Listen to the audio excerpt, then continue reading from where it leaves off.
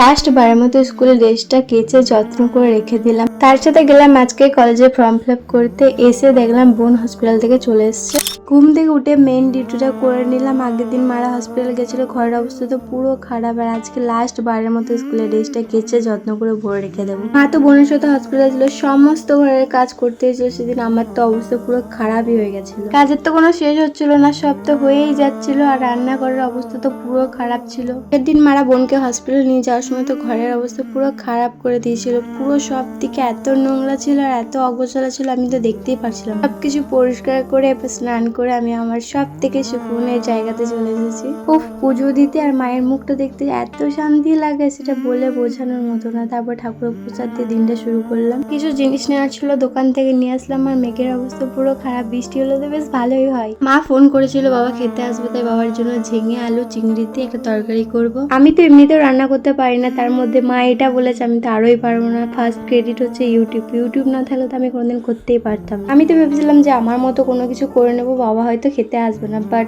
বাবা খেতে আসবে তাই আমাকে আবার রান্না করতে হলো। পুরো রান্না করে আমার গাল পার লাল হয়ে গেছে। ভাইরে ভাই, যত ইউটিউব থাকুক আমার তো তাও ভয় লাগছিল, কারণ আমি তো কোনোদিনও ট্রাই করিনি, প্রথমবার ট্রাই করছি। তাও টেস্ট করে দেখলাম একদমই কোনো মশলাই হয়নি, নুনও হয়নি, ঝালও হয়নি। সবকিছু একটু একটু করে দিয়ে দিলাম। আর তরকারির কালারটা তো খুবই সুন্দর এসেছিল, আর স্মেলটা শুনে তো খুব সুন্দর লাগছিল। খেয়ে দেখি কেমন হচ্ছে। ভাই সাব, একটুও টেস্ট হয়নি গো। মুখটা তো পুরো লাল হয়ে গেছিল। দিয়ে বাবার রান্না তো কমপ্লিট, আমি আর কিছু করতে পারবো না। আর আমার জন্য শুধু চিংড়ি ভাজা করে রাখলাম। ভাইরে ভাই, কত কিছু কাচাকুচি ছিল। তারপর সবকিছু বাগে একটু বাইরে এসেছিলাম হাওয়া খেতে, আবার ঘরে গিয়ে কাজ করতে শুরু করে দিয়েছি। বিকাল হতে রেডি হয়ে গেলাম কলেজের ফর্ম ফিল আপ করতে যা বলে। মা না থাকলে যে কি প্রবলেম হয় সেটা আমি আজকে হাড়ে হাড়ে বুঝে গেছি। সারাদিন জীবনটা পুরো কয়লা হয়ে গেছে কাজ করতে করতে। এখনো তো সঙ্গীতা আসেনি, তাই বসে পড়লাম ওর জন্য অপেক্ষা করতে করতে। ও যে এত লেটোস মাল, কোনো দিনও ঠিক টাইমে আসবেই না। ঢং করতে করতে 8 ঘন্টা পর এসে মহারানী তাও হাসে, কোনো লজ্জা নেই। এই গরমের সময় বিকালের ওয়েদারটা যে আমার এত ভালো লাগে সেটা বলে বোঝানোর মতো না। একটা দোকানে গেলাম ফর্ম ফিল আপ করতে, কোনো হলো না। তারপর লোকের কাছে আম জাম দেখতে দেখতে আবার একটা দোকানে যাচ্ছি।